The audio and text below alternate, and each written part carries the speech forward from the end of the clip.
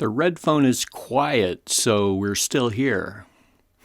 Hi everyone, and thanks for clicking on watch. If you follow up with a subscribe, that would be appreciated. I'm Conroy Pitt, and as often as I can, I like to take a look at some of the doom that we seem to be facing of late. Existential threats seem to abound. Buckle up, this is a long one.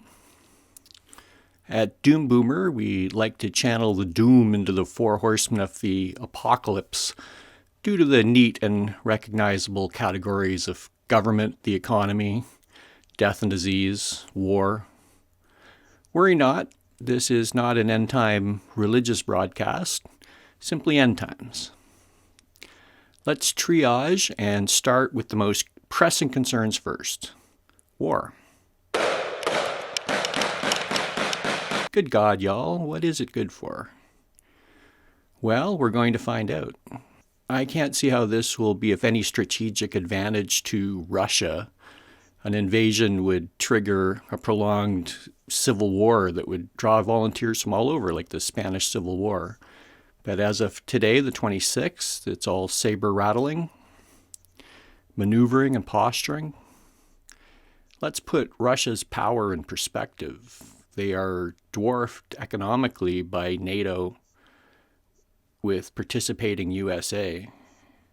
It's easy to see why Putin tried and almost succeeded in putting a wedge between NATO and the US. China is still making noise against Taiwan. If all these conflicts kick off at the same time, it would be hard for the West to respond. I just can't envision another classic ground war.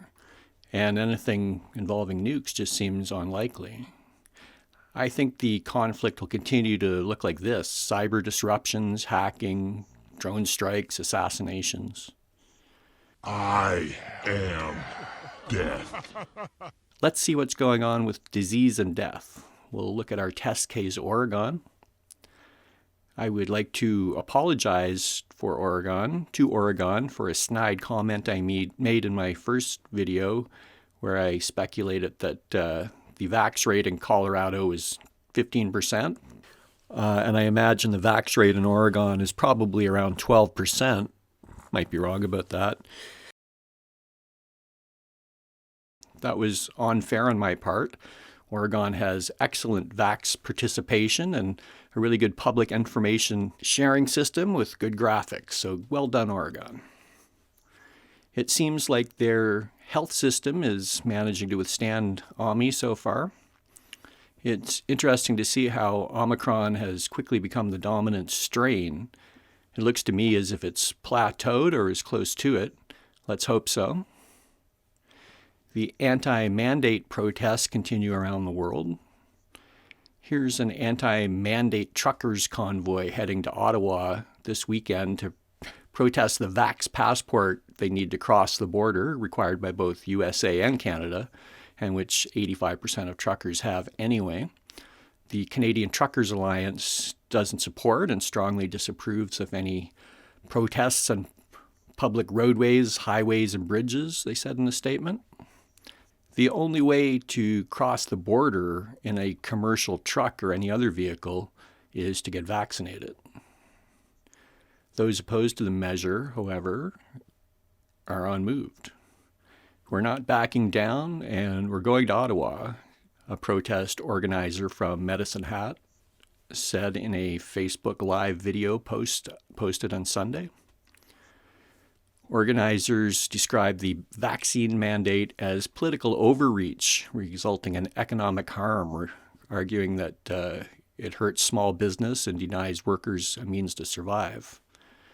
We saw something similar a couple of years ago when the anti-government protesters wore yellow jackets or yellow vests in imitation of the protests going on in France.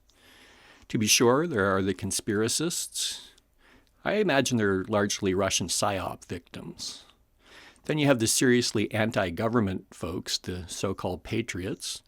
For patriots, there seem to be a whole lot who are for separatism of one sort or another. Then there are people with more considered objections. Perhaps they are justifiably leery of a vaccine that seems to be rushed out. There are business owners tired of the preferential treatment government has given big corporations. There are a number of people I know from the alternative healing and spiritual communities who, while not surprising that they're anti-vax, share very little with the other segments of their new community. For me, it comes down to this. I think unvaccinated people become sicker with COVID and require more medical resources. The system is already taxed to the breaking point. Doctors and nurses are not a renewable resource. They aren't churning them out like a Sims game. People are not getting surgeries and other treatments they need because of staffing issues. At some point, a person's choice becomes another person's problem. Here's a harrowing reality, the black pill, if you will.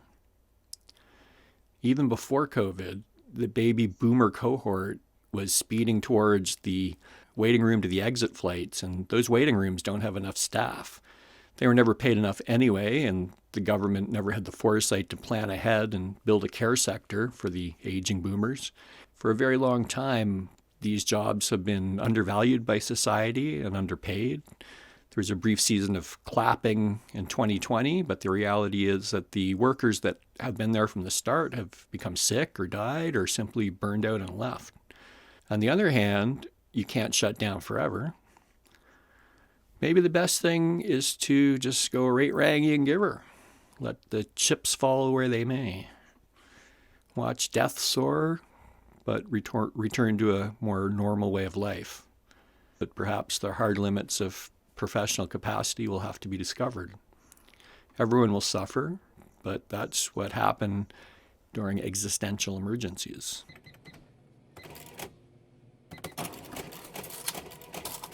Holy smokes, we've only covered 2 of the 4 horsemen, and I'm already exhausted. I'm sure you are as well.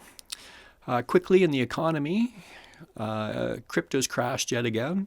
Crypto, of course, is notoriously volatile and rises and falls on the strength of tweets and rumors, although I suppose that isn't much different than the regular markets. Some say it's a scam, while others see the future built on the back of Ethereum. Slate magazine says it's tough to pinpoint exactly what's behind any cryptocurrency crash, but analysts have been floating a number of theories. The fall of Bitcoin may be only one piece of a larger story, as the stock market has also been trending downward since the beginning of the year and just had its worst week since March 2020. People who buy food know that prices only go in one direction, and that's up. Empty shelves and less selection are a reality this winter. No bread lineups, however, yet. French astronaut Thomas Pesquet has talked about his concerns of the future of the planet as he wraps up his second mission aboard the International Space Station. He said that seeing the Earth from above has strengthened his awareness of its fragility. Air pollution, melting glaciers, cutting down the Amazon rainforest. All of this can be seen from the space station, he says. Making sure government doesn't screw things up. Finally, we open the last seal, the last horseman, which is government and politics. I'm going to throw UFOs in there as well as our alien overlords, maybe the real government all along. Maybe they're going to contact us this year, get everything sorted out. I like their crop circle work, so they can't be all bad. Video posted to the Alien Scientist YouTube channel a couple of weeks ago showed a couple of Black Hawk helicopters. To me, it looks like a search helicopter. Like you can even see it going behind the cloud, and the cloud diffusing the light on the ground. I declare this a UFO fail. And Brandon is setting loose some scientists, though, to get to the bottom of it. So maybe we'll know soon. Maybe 2022 will be the inflection point on UFOs. So that's it. Thanks for watching. Please subscribe to the Doom Boomer and catch us next time, if there is a next time.